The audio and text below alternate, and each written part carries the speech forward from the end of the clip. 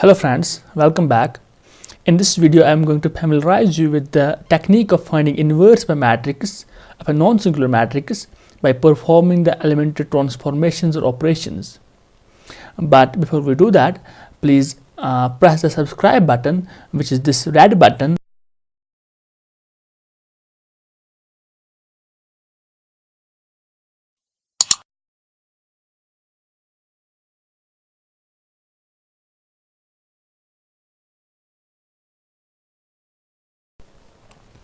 Now before we start finding inverse of a non-singular matrix by elementary transformations, let's recall what is the inverse of a matrix. So here is inverse of a matrix.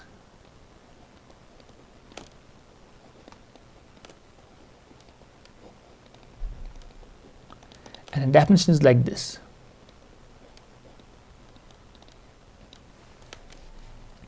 Given any matrix A,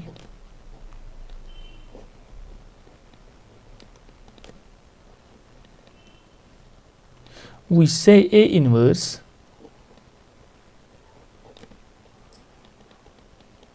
if it exists, because it may or may not exist depending upon whether the matrix is singular or non-singular. If it exists, is called inverse of A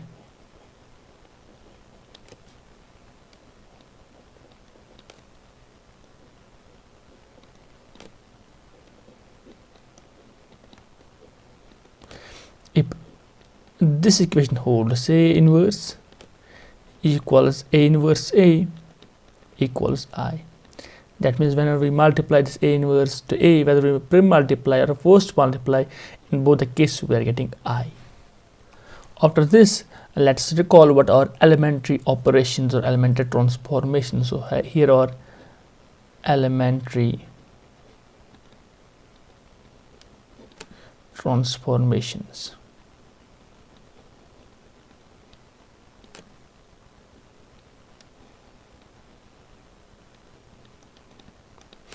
There are three types of elementary transformations, and overall there are 6 operations depending upon the columns and rows, 3 for columns and 3 for rows. The first one is the interchange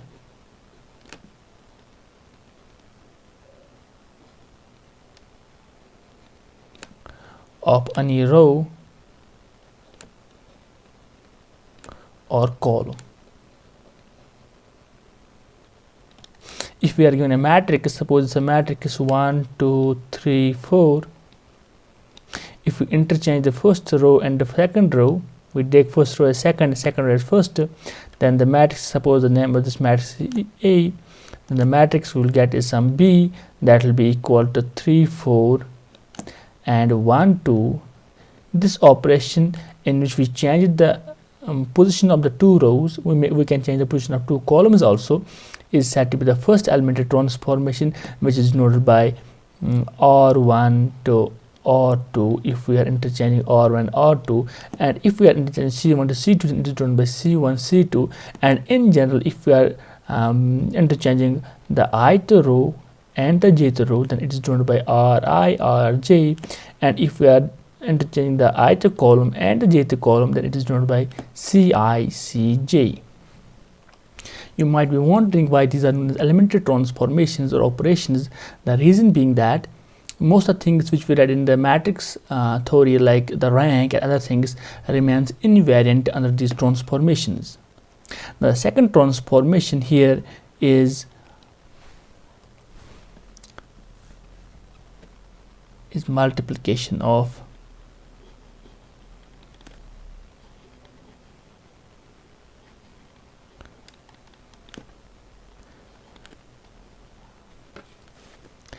the elements of any row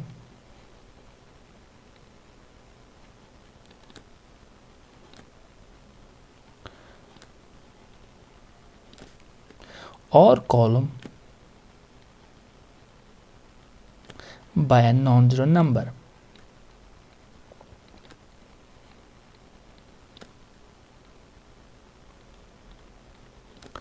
Let me go a bit down.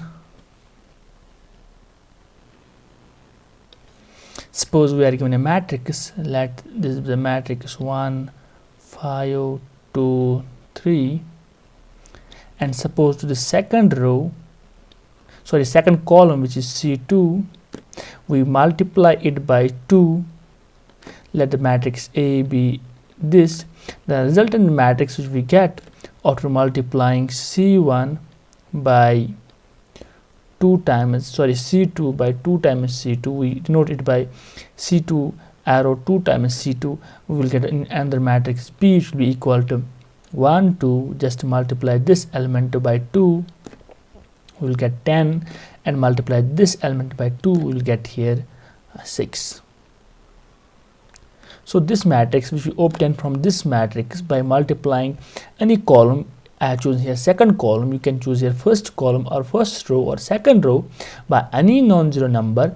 Then this operation is a second elementary transformation and is denoted by C2 arrow twice C2 if we change C2 to twice C2.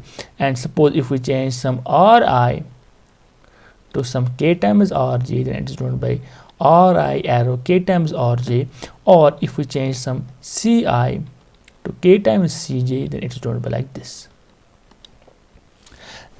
And the third and the final elementary transformation is the addition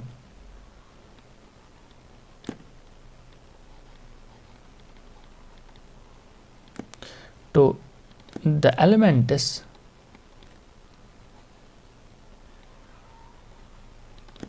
of any row or column, the corresponding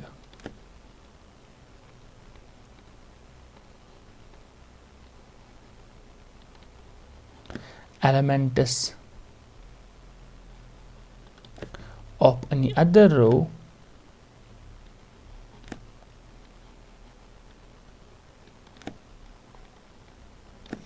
or column multiplied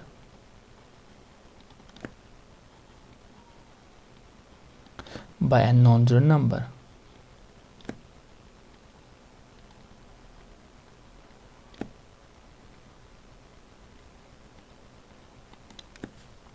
What does that mean? Let me go a bit down. That means if we are given any matrix, suppose the matrix is 1 2 3 4, and let the name of the matrix is A, and suppose that to this row 1 we add this row 2, but first we multiply this row 2 by 2 and then we add to this. So the matrix B which we will get will be just multiplying this by first by 2 and then adding to row 1. This is denoted by R1, we change to R1 plus 2 times R2. So R1 is 1 plus 2 times R2 is 3. Similarly, the second element of 2, this is the element of R1, and the corresponding element of R2 multiplied by 2, should be plus 2 into 4. And then since we are applying the transformation to R1 only, so the R2 will remain the same. This is 3 and this is 4. That is, we are getting B to be equal to 7 10 3 4. This type of transformation where we add to any row, we can add to any column also. Any other row or column multiplied by any non-zero number is a third elementary transformation, and we denote it by Ri arrow Ri plus k times Rj. If to Ri we add k times Rj, and Ci as Ci plus k times Cj. If to Ci we add. Next, we need the following thing to understand finding the inverse in a better way. This is what is known as the elementary matrices. So we have the heading, that is the elementary matrices. what are elementary matrices. In order to understand it, let me take an identity matrix of order 2, suppose 1 0 0 1, and let me do one thing. Let me apply it to this. Let me name this as I, because then it is an identity matrix, and let me apply R1, and I will interchange it to R2. That means I'm interchanging R1 and R2. The resultant matrix, I can name it as A. I will get to be 0 1 1 0. So what I'm doing, I'm taking an identity matrix. It can be of any order. I'm taking here 2 cross 2 matrix, so in order to have it bit easy to handle, and then I'm applying a elementary transformation where I'm interchanging the row 1 and the row 2. I could have applied any elementary transformation, like multiplying to any row or column by a non-singular element, or adding to any row or column the corresponding elements of any other row or column multiplied by a non-zero number. So by this I am getting some other matrix A equals 0 1 1 0. Such a matrix, which you obtain from the identity matrix by applying only the elementary transformations, the 3 elementary transformations which we read earlier, is what is known as the elementary matrix.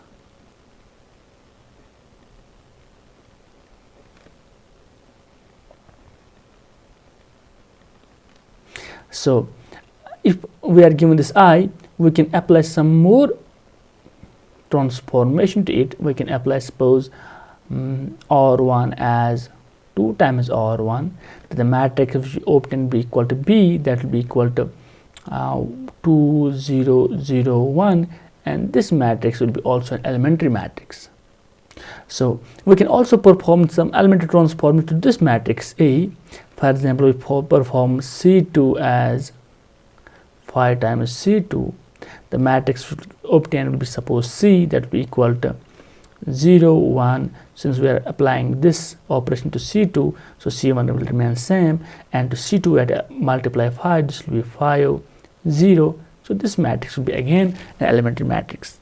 So whatever matrix we are obtaining from the identity matrix, this identity matrix, by performing only the elementary operation, and the resultant matrix which we obtain is what is called as the elementary matrices. So here is the definition. So the definition is, here is definition.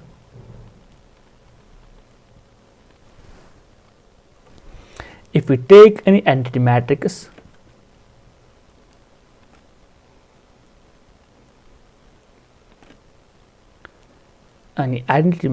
of any order,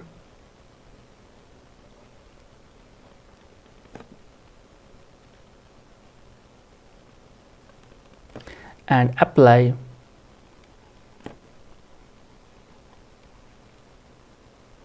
elementary operations,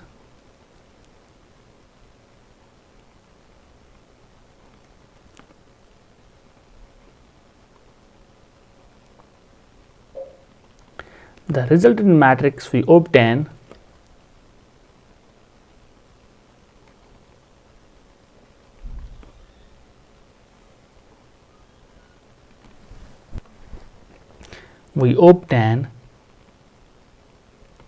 is called elementary matrix.